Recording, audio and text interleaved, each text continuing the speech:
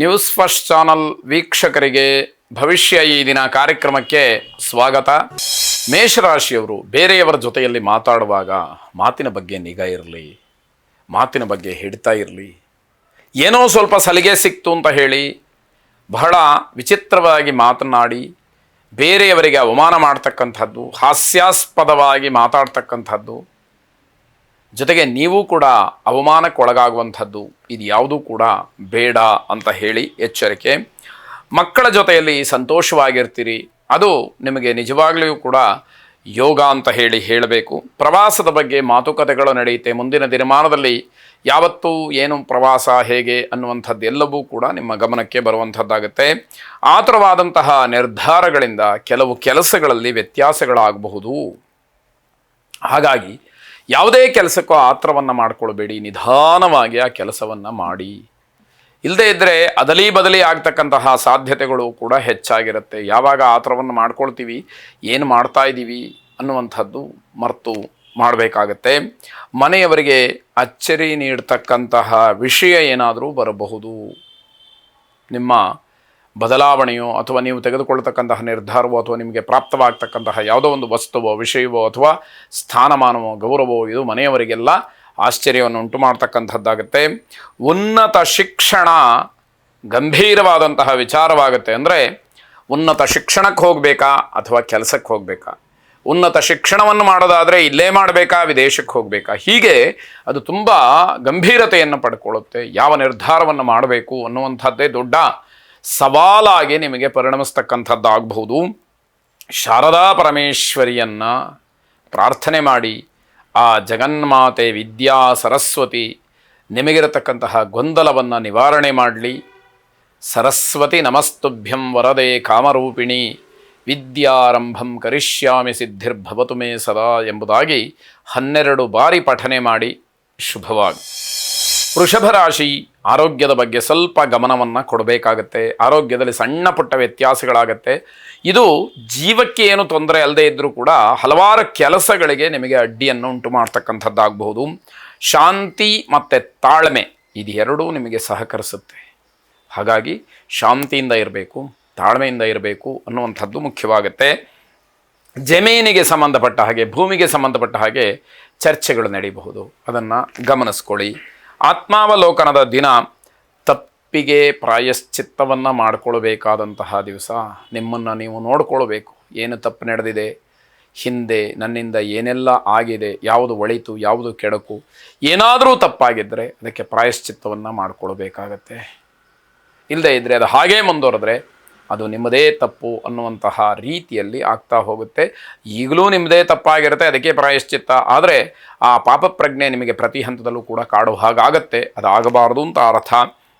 ರಹಸ್ಯ ಶತ್ರುಗಳು ನಿಮ್ಮ ವಿರುದ್ಧವಾಗಿ ಕೆಲಸವನ್ನು ಮಾಡ್ತಾ ಇರ್ತಾರೆ, ಅದು ನಿಮ್ಮ ಗಮನಕ್ಕೆ ಬರೋದಿಲ್ಲ. ನೀವು ತುಂಬ ಎಚ್ಚರಿಕೆಯನ್ನು ವಹಿಸಬೇಕು. ಯಾವ ಕ್ಷಣದಲ್ಲಿ ಯಾವ ರೀತಿಯ ಪ್ರಭಾವ ಬೇಕಾದರೂ ಕೂಡ ನಿಮ್ಮ ಮೇಲೆ ಬೀರಬಹುದು ಅನ್ನುವಂಥದ್ದು ಸೂಚನೆ. ಮನೆಯವರ ಸಲಹೆ ಬಹಳ ಮುಖ್ಯವಾಗಿರುತ್ತೆ. ದೊಡ್ಡವರು ಏನು ಹೇಳ್ತಾರೆ ಮನೆಯಲ್ಲಿ ಅದನ್ನು ಕೇಳಿಕೊಂಡು ಅದರಂತೆ ನಡೆಯುವಂಥದ್ದು ಅತಿ ಮುಖ್ಯವಾಗುವಂಥದ್ದು. ನರಸಿಂಹ ಕರಾವಲಂಬನ ಸ್ತೋತ್ರವನ್ನು ಪಠನೆ ಮಾಡಿ. ಅದು ಒಂದು ವೇಳೆ ಪಠನೆ ಮಾಡೋದಕ್ಕೆ ಅವಕಾಶ ಆಗಲಿಲ್ಲ, ಬರಲಿಲ್ಲ ಅಂತಾದರೆ ಅದನ್ನು ಶ್ರವಣ ಮಾಡಿ ಇರತಕ್ಕಂತಹ ಪಾಪಪ್ರಜ್ಞೆಯನ್ನು ದೂರ ಮಾಡಿಕೊಳ್ಳಿ. ಶುಭವಾಗಿ. ಮಿಥುನ ರಾಶಿ, ಧಾರ್ಮಿಕ ಚಿಂತನೆಗಳಿಂದ ನಿಮ್ಮ ತಪ್ಪಿನ ಅರಿವಾಗಬಹುದು. ಧರ್ಮಕರ್ಮಗಳ ಬಗ್ಗೆ ಯಾವಾಗ ನಮಗೆ ಆಲೋಚನೆಗಳು ಬರುತ್ತೆ, ಅದರ ಬಗ್ಗೆ ವಿಚಾರಗಳು ಮುನ್ನೆಲೆಗೆ ಬರುತ್ತೆ, ಚರ್ಚೆಗಳಾಗತ್ತೆ, ಆಗ ನಾನು ಮಾಡಿದ್ದು ಸರಿಯೇ ತಪ್ಪೇ ಅನ್ನುವಂತಹ ವಿವೇಚನೆ ಮನಸ್ಸಿನಲ್ಲಿ ಮೂಡುತ್ತೆ. ಸರಿ ತಪ್ಪುಗಳ ಅರಿವಾಗ್ಬಿಟ್ರೆ ಸರಿಯಾದ್ದನ್ನು ಮುಂದುವರಿಸ್ಕೊಂಡು ಹೋಗ್ತಕ್ಕಂಥದ್ದು, ತಪ್ಪಾಗಿರುವಂಥದ್ದನ್ನು ಸರಿಪಡಿಸ್ಕೊಳ್ತಕ್ಕಂಥದ್ದು, ಮುಂದೆ ಹಾಗಾಗದೇ ಇರುವ ಹಾಗೆ ನೋಡ್ಕೊಳ್ತಕ್ಕಂಥದ್ದು, ಈ ಒಂದು ವಿವೇಚನೆ ಜಾಗೃತವಾಗಬೇಕಾದಂಥದ್ದು. ದೈನಂದಿನ ಕಾರ್ಯಗಳಿಗೆ ಮಹತ್ವವನ್ನು ನೀಡಿ. ಪ್ರತಿನಿತ್ಯ ಏನು ಕೆಲಸಗಳಿದೆ ಅದಕ್ಕೆ ಆದ್ಯತೆಯನ್ನು ನೀಡ್ತಾ ಹೋಗಬೇಕು. ವ್ಯಾಪಾರದಲ್ಲಿ ಅನಿರೀಕ್ಷಿತವಾದಂತಹ ಲಾಭ ನಿಮ್ಮ ಕೈ ಹಿಡಿತಕ್ಕಂಥದ್ದಾಗತ್ತೆ. ನಿಮ್ಮ ನಿರೀಕ್ಷೆಯಲ್ಲೇ ಇರೋದಿಲ್ಲ, ನೀವು ಅಂದುಕೊಂಡೇ ಇರೋದಿಲ್ಲ, ಅಂತಹ ಲಾಭ ನಿಮಗೆ ಸಿಕ್ಕಿದಾಗ ಅತಿಯಾದಂತಹ ಸಂತೋಷ, ನೀವು ಮಾಡ್ತಕ್ಕಂತಹ ಕೆಲಸದ ಬಗ್ಗೆ ಒಂದು ದೃಢತೆ ಹೆಚ್ಚಾಗುವಂಥದ್ದಾಗುತ್ತೆ. ಮನೆಯಲ್ಲಿ ಶುಭ ಕಾರ್ಯಕ್ರಮಗಳ ಬಗ್ಗೆ ಚರ್ಚೆಯನ್ನು ನಡೆಸ್ತೀರಿ, ಆದರೆ ಮುಂದಿನ ದಿನಮಾನದಲ್ಲಿ ಅದು ಒಳ್ಳೆಯದಾಗಬಹುದು ಅನ್ನುವಂತಹ ಭರವಸೆಯಲ್ಲಿ ಆ ಚರ್ಚೆಗಳೆಲ್ಲ ನಡೀತಕ್ಕಂಥದ್ದಾಗುತ್ತೆ. ವಿಶ್ರಾಂತಿ ಇಲ್ಲದೆ ಇರತಕ್ಕಂತಹ ದುಡಿಮೆ ಆದರೂ ಕೂಡ ಮನಸ್ಸಿಗೆ ಸಮಾಧಾನ. ಕಾರಣ, ನೀವು ಅಂದುಕೊಂಡಂತಹ ಲಾಭ ಬರ್ತಾ ಇದೆ, ಹಣ ಕೈಯಲ್ಲಿ ಓಡಾಡ್ತಾ ಇದೆ, ಅದೆಲ್ಲವನ್ನ ಮರೆಸಿಬಿಡುತ್ತೆ ಅನ್ನುವಂಥದ್ದು. ಮಾತಿನಿಂದ ಬೇರೆಯವರನ್ನ ಕಟ್ಟಿ ಹಾಕಬೇಡಿ. ಬಲವಂತವಾಗಿ ಯಾರಿಗೋ ಏನೋ ಒಪ್ಪಿಸುವಂಥದ್ದು, ನಿಮ್ಮ ಮಾತಿಗೆ ಅವರು ಬೆಲೆಯನ್ನು ಕೊಡಬೇಕಾ ಬೇಡವಾ ಅನ್ನುವ ಜಿಜ್ಞಾಸೆಯಲ್ಲಿರತಕ್ಕಂಥದ್ದು. ಆ ರೀತಿ ಅದನ್ನು ಮಾಡಬಾರ್ದು ಅಂತ ಹೇಳಿ ಅರ್ಥ. ವೃದ್ಧರಿಗೆ ಸಹಾಯವನ್ನು ಮಾಡಿ, ವಯಸ್ಸಾದಂಥವ್ರಿಗೆ ನಿಮ್ಮ ಕೈಲಾದಂತಹ ಸಹಾಯವನ್ನು ಮಾಡಿ, ಅವರ ಆಶೀರ್ವಾದವನ್ನು ಪಡ್ಕೊಳ್ಳಿ, ಅವರ ಮನಸ್ಸನ್ನು ಗೆಲ್ತಕ್ಕಂತಹ ಪ್ರಯತ್ನಗಳು ನಡೀಲಿ. ಶುಭವಾಗಿ. ಕರ್ಕಾಟಕ ರಾಶಿ, ಧಾರ್ಮಿಕ ಭಾವನೆಗಳಿಗೆ ಧಕ್ಕೆಯನ್ನು ತಂದುಕೊಳ್ಬೇಡಿ. ಯಾವುದೋ ಒಂದು ಧರ್ಮ ಕಾರ್ಯ, ಭಗವಂತನನ್ನು ಸ್ತುತಿ ಮಾಡುವಂಥದ್ದು, ದೇವಸ್ಥಾನಗಳಿಗೆ ಹೋಗುವಂಥದ್ದು, ಪುಣ್ಯಕ್ಷೇತ್ರಗಳಿಗೆ ದರ್ಶನಕ್ಕೆ ಹೋಗುವಂಥದ್ದು, ಮನೆಯಲ್ಲಿ ಪೂಜೆ ಪುನಸ್ಕಾರ, ಜಪ ತಪ ಹೋಮ, ಈ ರೀತಿ ಎಲ್ಲ ಮಾಡುವಂತಹ ವಿಚಾರದಲ್ಲಿ ಎಷ್ಟು ಮಾಡಿದರೂ ಇಷ್ಟೇ ಅನ್ನುವಂತಹ ಮಾತು ಬಂದುಬಿಟ್ರೆ, ಅನ್ನುವಂತಹ ಭಾವನೆ ಬಂದುಬಿಟ್ರೆ ಮಾಡಿದ್ದೆಲ್ಲವೂ ಕೂಡ ವ್ಯರ್ಥವಾಗಿ ಹೋಗುತ್ತೆ. ಆ ಭಾವನೆಗಳು ನಿಮ್ಮ ಮನಸ್ಸಿನಲ್ಲಿ ಬರಬಾರ್ದು ಅಂತ ಅರ್ಥ. ಸ್ವಚ್ಛತೆಗೆ ಹೆಚ್ಚಿನ ಆದ್ಯತೆಯನ್ನು ನೀಡಿ, ಎಲ್ಲವೂ ಕೂಡ ಅದರಿಂದ ಸರಿಯಾಗ್ತಕ್ಕಂಥದ್ದಾಗುತ್ತೆ. ಸಾಯಂಕಾಲದ ಹೊತ್ತಿಗೆ ಸ್ವಲ್ಪ ಶರೀರದಲ್ಲಿ ಸ್ವಾಸ್ಥ್ಯ ಇರೋದಿಲ್ಲ, ಅಂದರೆ ಆರೋಗ್ಯದಲ್ಲಿ ಹೆಚ್ಚು ಕಡಿಮೆ ಆಗ್ತಕ್ಕಂಥದ್ದು ಆಗಬಹುದು. ಯಾವುದೇ ಬಾಕಿ ಕೆಲಸಗಳು ಏನೇ ಇದ್ದರೂ ಕೂಡ ಅದನ್ನು ಇವತ್ತು ಪೂರ್ತಿ ಮುಗಿಸ್ತೀನಿ ಅಂತಕ್ಕಂತಹ ಸಂಕಲ್ಪವನ್ನು ನೀವು ಮಾಡಿ ಆದಷ್ಟು ಸಾಯಂಕಾಲಕ್ಕಿಂತ ಮುಂಚೆ ಮುಗಿಸ್ಕೊಂಡ್ರೆ ಒಳ್ಳೆಯದು ಅಂತ ಅರ್ಥ. ಯುವಕ ಯುವತಿಯರಿಗೆ ಸ್ಪರ್ಧಾತ್ಮಕವಾದಂತಹ ಪರೀಕ್ಷೆಗಳಲ್ಲಿ ಯಶಸ್ಸು ಸಿಕ್ಕಬಹುದಾದಂತಹ ಸೂಚನೆ.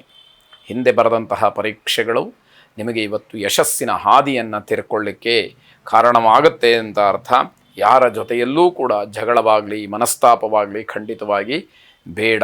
ಯಾರ ದ್ವೇಷವನ್ನೂ ಕೂಡ ಕಟ್ಟಿಕೊಳ್ಳಬೇಡಿ ಅನ್ನುವಂಥದ್ದು. ದುರ್ಗಾ ಪ್ರಾರ್ಥನೆಯನ್ನು ಮಾಡಿ, ದುರ್ಗಾರ್ತಿ ಶಮನಿ, ದುರ್ಗಾ ಪದ್ವಿ ನಿವಾರಿಣಿ, ದುರ್ಗಮಚ್ಛೇದಿನಿ, ದುರ್ಗ ಸಾಧಿನಿ, ದುರ್ಗನಾಶಿನಿ ಎಂಬತಕ್ಕಂತಹ ಪ್ರಾರ್ಥನೆಯನ್ನು ಎಷ್ಟು ಸಾಧ್ಯವೋ ಅಷ್ಟು ಮಾಡಿ. ಶುಭವಾಗಿ.